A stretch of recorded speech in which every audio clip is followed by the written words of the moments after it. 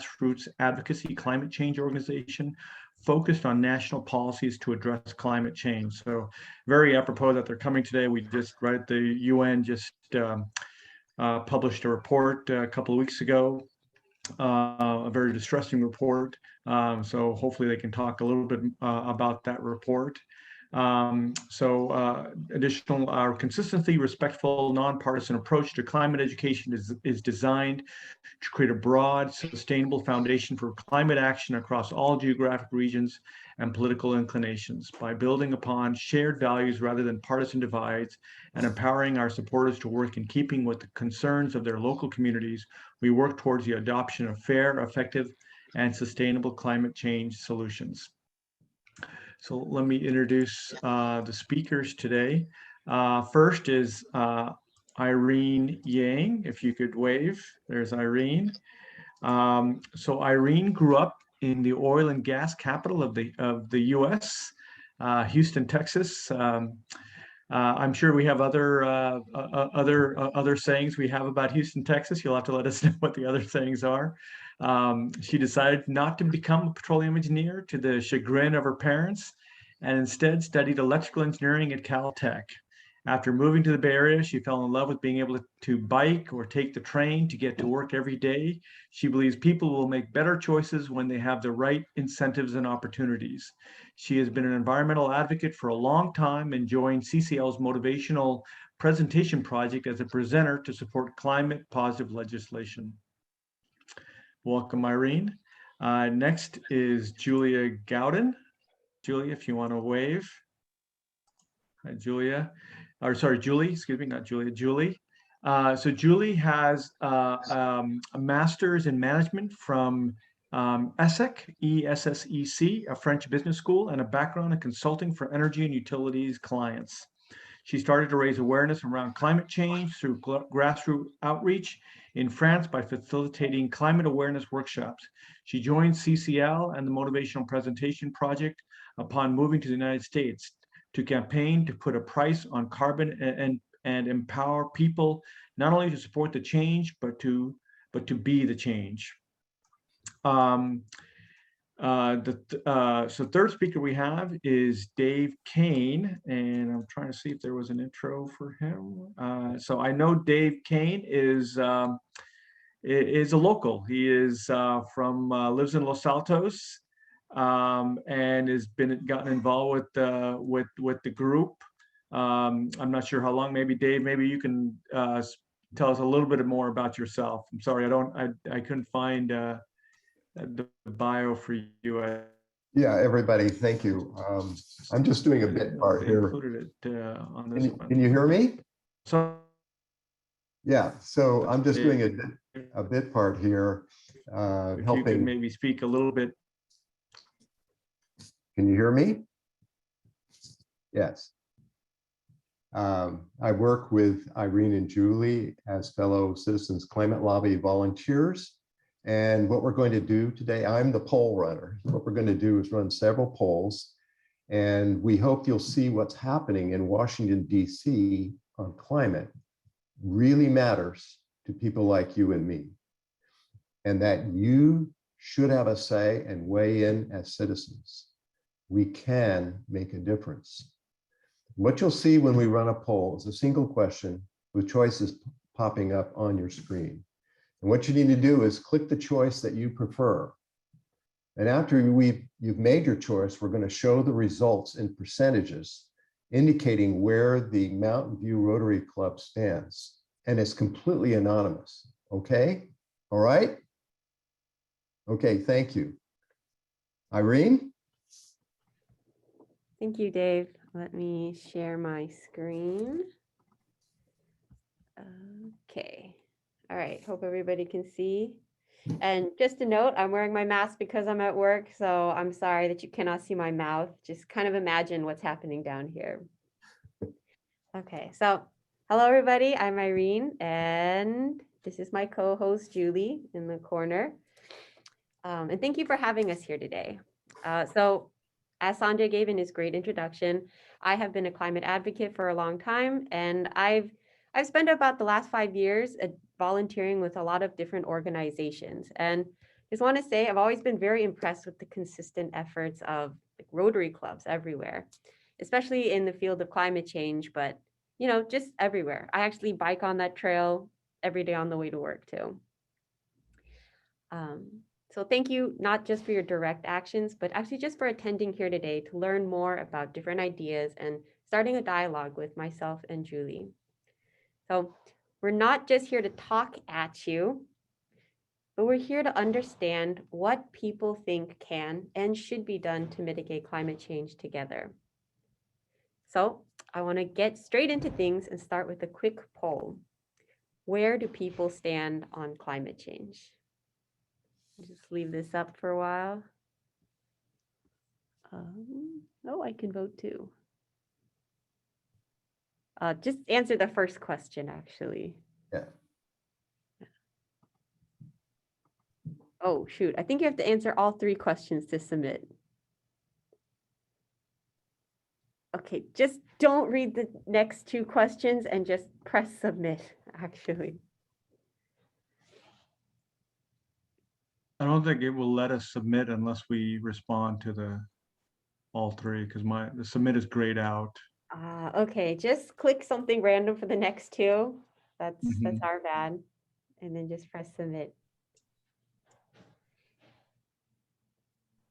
Okay. Dave, are you running the poll? Yes, I am. Okay. We're getting quite a few results in, 7 or 8 now. Almost unanimous. This is surprising. Oh, okay. Wow. Anytime we're ready, I'll show the results. Why don't we close it out now? Okay. Results. Okay, great. Everybody is alarmed. That sounds okay. That's good and bad, right? Everybody's alarmed, which is bad, but actually we've been doing these presentations for a while, and you'd be surprised that a lot of people are actually just mildly concerned about climate change. Most people are alarmed, but we've definitely seen the trend where more people are becoming more and more alarmed as climate change becomes very big news, actually, in people's minds' eyes. And, I'm pretty sure you all have noticed it yourself, but people everywhere, it does seem like they're waking up to the idea that, this earth, it's getting kind of hot. Maybe we should do something about it. And from talking to even longer time climate advocates like Dave, it does seem like it's been a long uphill climb for a really long time. But now, with largely changing attitudes and a renewed interest in civic action, I think there's hope. And I just wanted to share with you, where does America stand? This was actually a poll taken by the Yale, I think it's the Yale program on climate change communication. And over 70% of Americans, this is actually 2 years ago, or I think 1 year ago. So over 70% of Americans are alarmed or concerned about climate change. So now the question isn't, does climate change exist so much as like, oh, how are we going to stop this thing? And, with this renewed interest in civic action, I said, there's hope. And, I feel that hope very deeply. And that's something I want to share with all of you today, because for a long time before I was a climate advocate, I was just kind of clueless. So I was raised and born in Houston, Texas, as Sanjay said, the oil and gas capital of the US. There's just no better way to put that. Seriously, if you go on a dating app in Houston, Texas, everybody will say that they're in ONG, oil and gas. It's pretty surprising. And so Houston doesn't actually look like this. People imagine Texas looks like this. But my childhood looked a lot like this because Houston is built on a giant swamp. And growing up, one of my favorite things to do every summer was playing in the flooded streets outside of my house. And of course, I was just a kid, so I didn't understand why my parents got freaked out every hurricane season, or how people were actually losing their homes to 1,000-year floods pretty frequently. And swimming out of the window of a car is not a teenage rite of passage everywhere, just in Houston. And over time, I became more and more aware of climate change and the effect that we all have on this planet and the effect that it was having in my hometown. So I did what most young people do. I became more personally responsible. You know, I ride a bike to work, I recycle everything. I gave up meat, delicious, delicious meat. And, you know, I still believe individual actions are the cornerstones of change. But as I grow older, I start to think, is that really enough? So these are pictures of climate protests all around the world in 2019. People everywhere are demanding action on climate change. And I think it's all thanks to these voices rising up in protest that climate change is actually being seen as a serious public policy issue. And that speaks to the IPCC report that was just released. I think the results of that report are not necessarily surprising to everybody, but I think it's great that it's in the news and that people are talking about this kind of thing. And what should public policy, how should public policy change to address those issues? So, what should we do? I first heard about the idea of carbon pricing on a podcast, actually. This was many years ago, actually, and it just clicked with me. So all of us here can agree on the negative effects of carbon pollution. So that's smog, flooding, this. We're all paying the price with our health and our livelihood. So why not capture those negative externalities in money? So carbon pricing, it curbs carbon pollution by putting a real dollar cost on the negative effects of climate change we all feel already.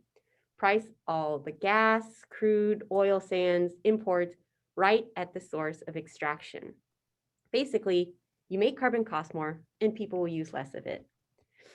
It's just a simple idea. It's an economic idea not only supported by thousands of economists and politicians globally, including our own Secretary of Treasury, the US Chamber of Commerce, Exxon, I know, and the Audubon Society, but it is an idea that can be simply understood by people like me, who aren't necessarily Nobel laureate economists. And that can go a long way in gaining public support. Moreover, countries around the world have implemented some form of carbon pricing, including Canada, whose successful carbon fee policy was actually the subject of the first podcast I listened to a couple of years ago. So it seems like carbon fee is just one part of the solution. The second, and actually more important part, is what to do with the revenue. Any policy in the US can't just be effective. It also has to be well accepted by the people. So I'm going to pass things over to Julie, who has a couple of ideas about what to do with the revenue. Julie? Yeah, thanks, Irene. Hi, everyone. So I hope everyone can hear me. So as Irene showed us, a carbon fee is the best shot we have at curbing our emissions and at reaching the US carbon neutrality target, which is set to be reached by 2050. However, to be implemented successfully, this carbon pricing needs to go through the Congress, to the Senate. It needs the buy-in from the American people. Indeed, if we move on to the next slide, we do not want to trigger a nationwide protest. At the image of the yellow vest movement, which happened in France and which we can see a picture here, which is pretty scary actually. So how did this happen? So basically, the French government had a very nice project on the carbon fee, and they wanted to increase the price a bit. But the issue is that the project was really lacking transparency over what would be done with the proceeds of this carbon fee. And so people got unhappy. They said that's unfair. We don't know what's going to happen with our money. And why is it always the same people that are paying? And so this protest paralyzed the country for over a year. We really don't want that to happen here. And so what do we do with the revenue of the carbon fee? So next slide, please. This is where I'd like to pick your brain. One before, sorry. This is where I'd like to pick your brain then. So I'm going to walk you through 6 different options of what we could do with the proceeds of the carbon fee. Then we will have a short discussion together just to weigh the pros and the cons of each option to get your opinion. And then we will run 2 polls, the 2 that you actually saw a bit earlier. So the first poll we will run will be about which option you think is the best personally when it comes to what should we do with the revenue of the proceeds. The second poll will be about which option do you think would ensure the buy-in from a majority of Americans. And so with that said, let's dive into the 6 options. So our first option consists into funding clean energy innovation. This means allocating funds from the carbon fee to support the development of solar panels, of wind turbines, but also, let's say, of charging stations to charge your electric vehicle. So one of the positive aspects of this option is that both progressives and conservatives like this option. And so there's a good chance that it will gain support in Congress. But on the other hand, the consequences of funding clean energy innovations are a bit uncertain when it comes to how it will affect the low and middle income classes in the US from rising energy costs. So for instance, when you go to the gas station, I mean, you can see that that gas prices increase already. I arrived in the US a year ago now, and I can already tell the difference it's been like in a matter of 1 year. But not everyone is able to afford rising gas prices, and some people heavily rely on their car to commute to work. So we need to make sure that this option would not affect them too much. And there is currently in Congress a carbon pricing bill aimed at just that, funding clean energy innovation. This bill is called the American Clean Future Fund Act. So moving on to the second option, our second option is about investing in green infrastructures. By investing in green infrastructures, we mean using the proceeds from this carbon fee to fund cleaner and new infrastructures, new roads, healthier buildings, more energy efficient. However, a key point to keep in mind and to be addressed regarding this bill is, well, it's called green infrastructures. And nowadays, a lot of things are green. We don't really know, like it's hard to draw a line between what is actually sustainable and what would be greenwashing.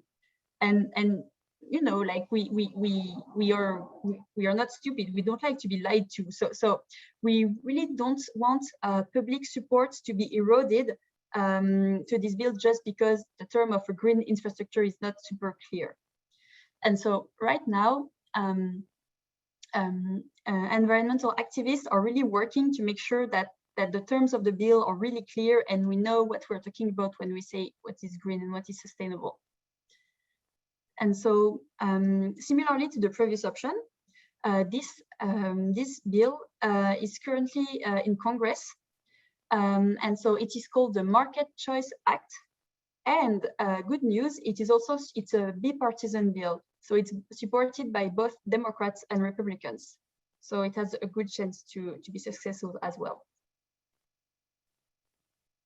Moving on to our third option, our third option is about remedying environmental injustice.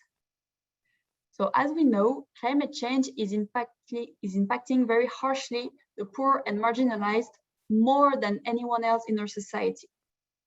For instance, clean energy is not always the most affordable option.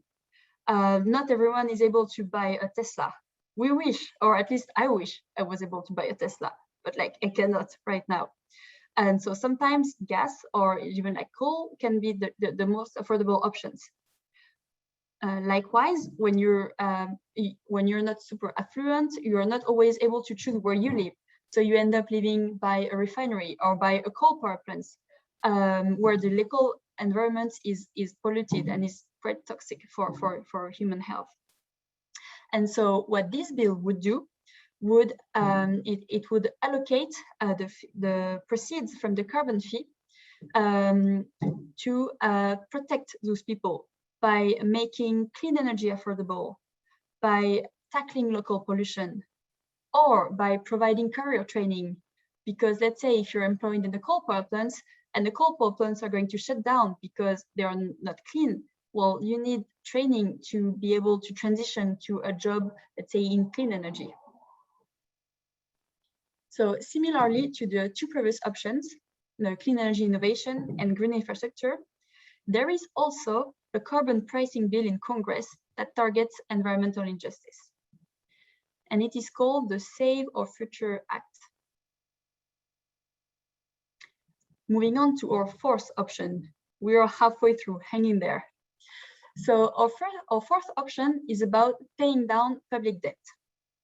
Today, the national debt stands at $28 trillion. It's huge and it's a big number, but if you break it down by US households, it is equivalent roughly to $250,000 per US household. So I don't know about you, but right now I don't have the means to pay off $250,000 to offset a part of the public debt. And so like climate change, public indebtedness is an intergenerational issue. You pass it on to your children and then to your grandchildren. So our option here would be using a part of the carbon fee to give a hand to the future generation and pay down a part of public debt. And it is worth noting that this option is revenue neutral. So there is a carbon fee that we all contribute to, but then it kind of comes back to the citizen by paying down a part of public debt. Moving on to our fifth option. Our fifth option is about reducing personal and or corporate taxes. So it's also interesting to note that this option would make, like the previous option, the carbon fee revenue neutral. So it should normally appeal to both Democrats and conservatives because it's revenue neutral, so it doesn't grow government. And so, however, there is no bill right now in Congress that is pushed, for instance, by conservatives. But things are slowly changing. So we've often heard, or traditionally conservatives have not been always supportive when it comes to climate issues or like climate related bills. But this is changing. Now Republicans want to have a say when it comes to climate change and want to have a seat at the table of negotiations. And so this is why in June 2021, 56 Republican representatives joined a newly formed organization called the Conservative Climate Caucus. And so this caucus is a group aimed at educating fellow Republicans on climate change and pushing forward solutions that reduce carbon emissions while being aligned with the interests of the business communities. And so this is great news. It shows that on all sides of the political exchequer, people are really getting triggered by this issue. And so we may see a big push soon. Our last option, finally, is return monthly dividend checks to each taxpayer. So in this option, the government doesn't keep the money either. It divides up the revenue and sends out monthly dividend check to each US taxpayer, which then becomes a shareholder in fixing the climate. And so in this option, low and middle income Americans are less affected by rising fossil fuel prices, and they may even come ahead financially.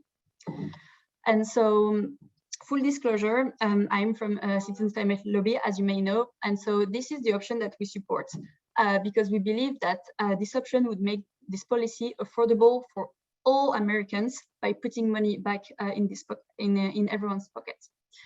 And so there is currently a bill in Congress which supports this monthly dividend scheme, and it is called the Energy Innovation and Carbon Dividend Act.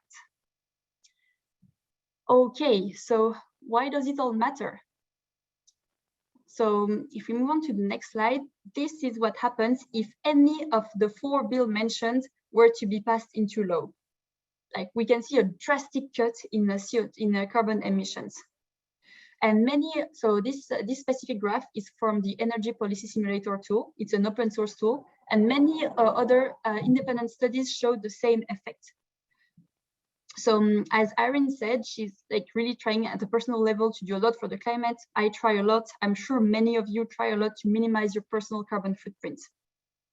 But did you know that all in all, our personal actions only account for 25% of our total footprint? So the 75% remaining will come from a systemic effort.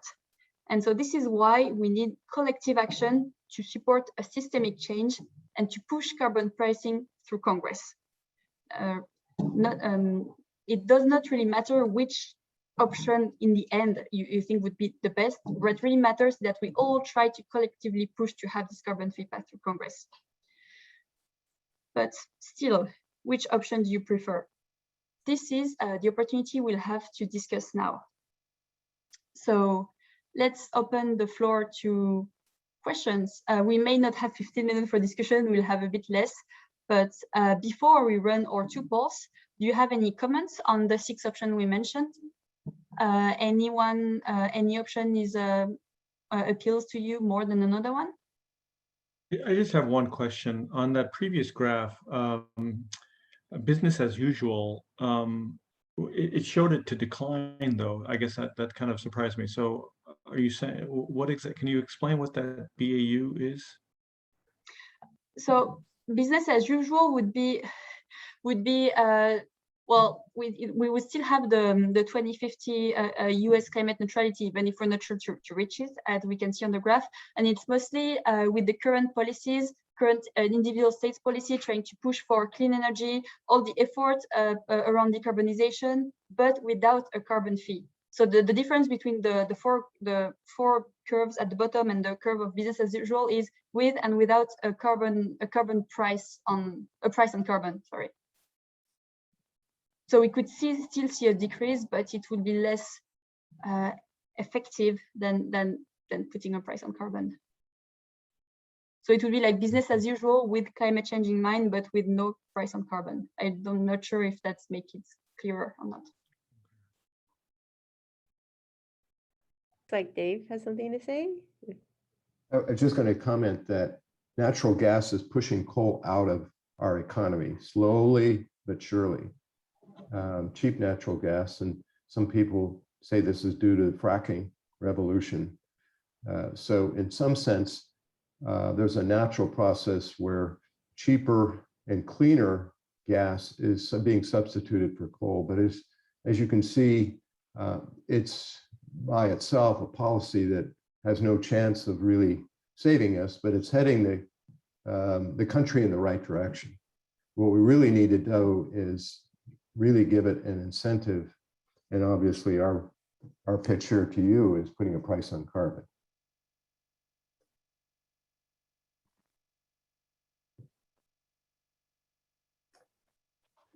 Anyone else would like to come forward and explain maybe an option they like better, or even if you have any question on those 6 different options?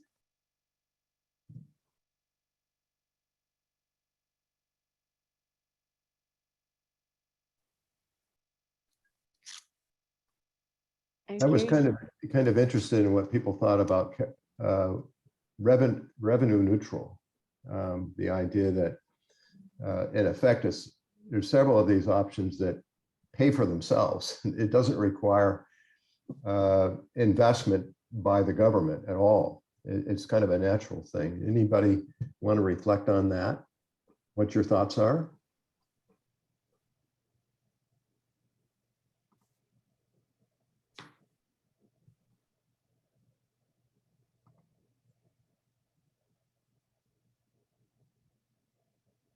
I'll just make one comment. Unfortunately, Dave, I don't have a strong opinion about your question, but just looking at option number 6 with the dividend checks, I had a family member that lived in Alaska for several years. And I have to admit, like, just it's a little bit different, but they get their oil and gas checks, right? And their experience was, people aren't doing better or trying to, assist the process. It's almost expected that this oil and gas check is just going to get bigger and bigger, and they have no efforts to do anything. So that would be my only concern. If people are just getting money, after several years, it's just going to be like an expected number, and people are going to lose their personal cause to try to help out, I guess, or, you know, to keep doing better. So I think that's a very interesting option that it's even presented, because yeah, I don't see it going very far. You want me to respond to that, Julie? Yes, sure. That's called the Providence Fund. And so it's a good comment. The heavy lifting isn't done by the check coming back, but the heavy lifting is to basically put on the shoulders who do the emitting, the pollution on them through the carbon fee. But what it does do is it makes the policy sustainable. And this is what I think is most interesting. It's almost like Social Security. Once the money starts coming into the pockets of regular citizens, and by the way, the rich get the same check as the people on the bottom of the economic scale, same check. It offsets the rising costs for the poor and marginalized. But what it does do is that politicians try to take the money away and divert it for some other program. It'd be very difficult, very unpopular. It's almost like Congress moving to reduce Social Security. And so it has some advantages in making it sustainable. And this is a policy that has to be sustainable over several decades at least. Gradually increasing price, checks go up, but there's not much temptation on the part of government and other folks to mess with a policy in order to be successful. So I don't know if that helps. I guess one concern I would though have with the dividend is that it depends on what exactly is that amount. $65 a month. I think maybe for some people, yes, maybe that would be a lot of money, but I think for some people it wouldn't make any much of a difference. So I guess to me that would be a major factor, right? At least for me personally, and I think for a good number of people, and probably the people that use the most amount would probably would the amount of carbon probably would think that's too small of amount for them to really maybe want to make a change. I'm not sure. I guess that's something I would yeah. I will say that I think the check is not for you to do more green things. The check is just to offset the fact that doing less green things is just going to cost more with a carbon fee. And I think that's kind of a fact. I mean, there's been a lot of studies showing that the people who do use the most carbon is just scales with your income. People who have the highest income use the most carbon and therefore would pay the most, I guess, in a trickle down way with this carbon fee. But that is still like a lower percentage of their income than people with lower income. So they use less carbon, use less money, but it is a higher percentage of their income. So the fact that, yeah. So we add, so Sanjay, this is a good question. This is the first year. The carbon fee is expected to go up $10 every year. And so it'll grow, and that's per person. So a family of 4 would be 4 times that, but it's several $1,000s a year of income in present money as it finally grows. But as Irene says, it's relentless. And what it does in the marketplace to lower emissions according to the models that you saw, is pretty amazing. Nothing comes close to it. It would seem to me that then the sort of a huge education program, to go along with it, so people don't lose sight of what that check represents, why it's coming in. It's sort of like, I would think, when if you ever say work at a retail store and everybody gets a bonus if the store does really well. And if you don't know why you're getting the bonus, you may not recognize how much, trying harder will, bring you a better, benefit when it comes to payday. So it sounds to me like that could be something very workable. But again, a big part would be a good understanding and a constant sort of, reminder of what this check represents and how successful different programs are over time. So Kathy, that's great. That's a great comment. The check comes in every month. It's not a once a year bonus. Okay. Well, some places do a monthly bonus, so it would work. I will say, Kathy, that's a really, really great point. Like, how do we market this? That's Right. super Yeah, important. right, How do right. we marketing it towards people? I think a lot of people have some concerns, especially like young people with the Democratic Party. They say like, oh, they're doing a lot of good things, but they just don't let people know about it. And that is a huge problem. And I totally agree. So we're reaching the top. In fact, I think we're top of the hour. Should we run the poll and see? There's actually 2 polls. Are you all ready? Irene, Julie? Okay, so Yep. this works just like the other one. I'm going to launch it. So the first question is, what is your personal choice? Okay. And so if you fill that out, and everybody has a preference, but the second is also important. What do you think the American public will buy into for those 6 options? So there's a first question, a second, and the difference is personal is the first. What is the choice I prefer? Second choice is what you think will get buy-in from the American people so we can pass the bill in Congress. Are you ready? Okay, here we go. And you have to scroll down to get to the second question.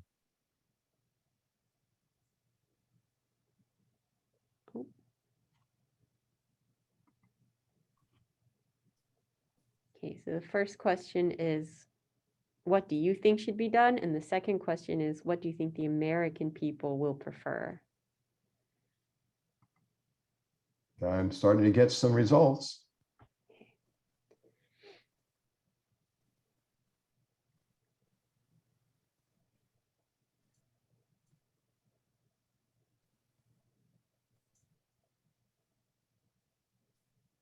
This is great. I'm glad to see this.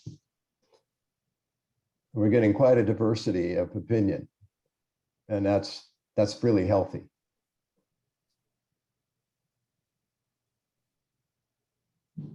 Great job, team. I'm comparing it to the answers that got initially responded due to my polling technical inabilities. But anyway, so that yeah, it's interesting how there has been some changes of opinion as well. Yeah.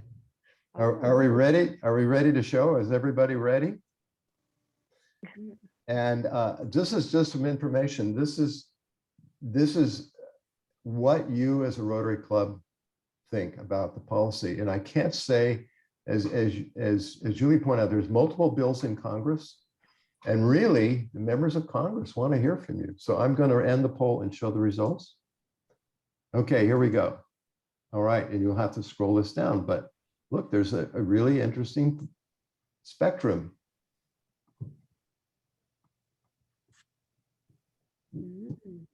And either Irene or Julie, you can summarize for all of us. Julie, would you like to go ahead or?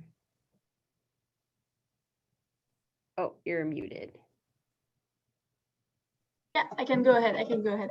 So we can see that for the first question, like 38% of people favor option 6 personally, so returning monthly dividend checks to each citizen.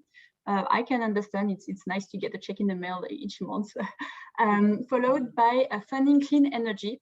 Well, I hope so. We are still in the Silicon Valley, where like so much innovation is like created around like all new kind of energy or carbon capture, everything, followed by investing in green infrastructure.